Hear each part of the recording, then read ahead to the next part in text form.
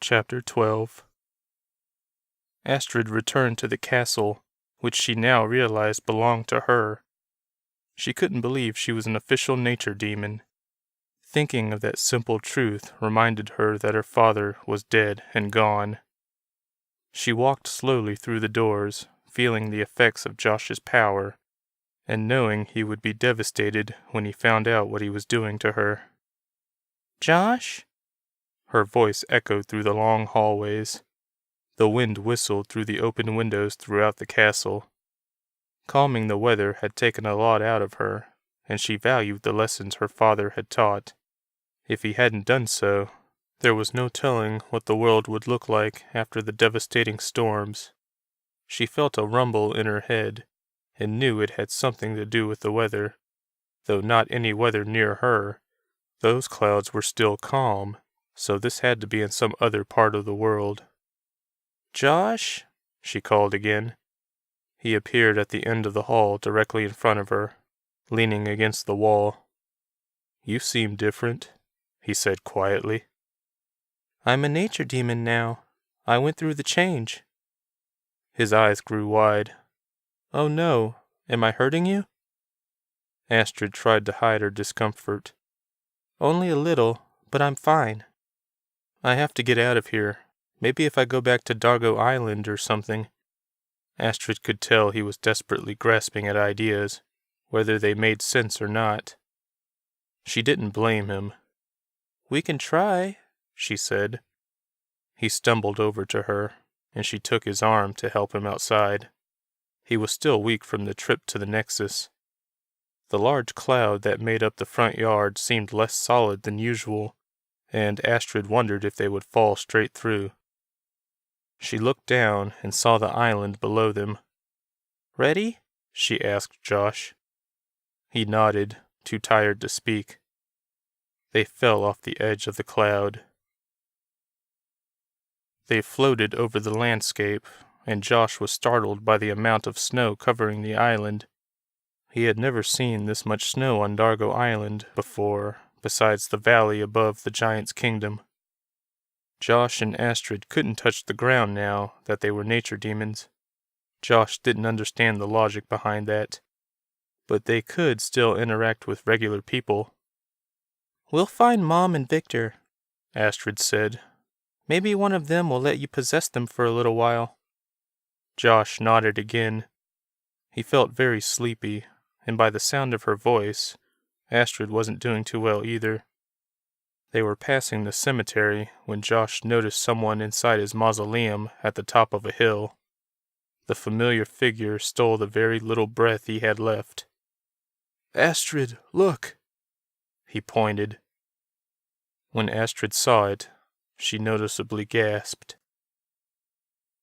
Anila rode her Bethel up the snow-covered hill, her guards surrounding her.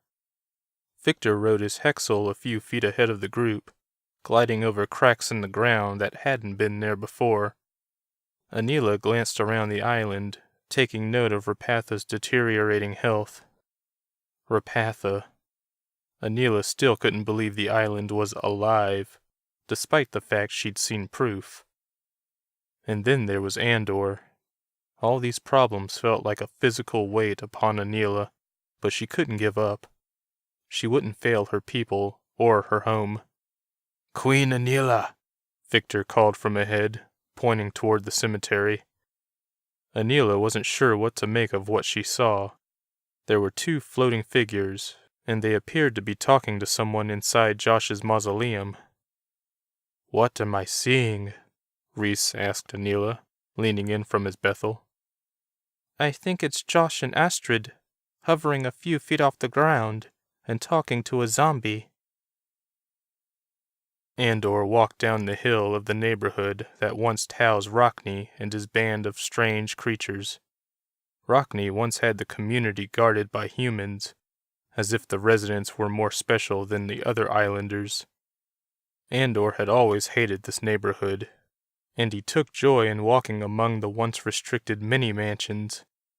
After Rockney's death, the community became open to all, but no one had ever come near the intimidating homes. They'd grown too used to staying away.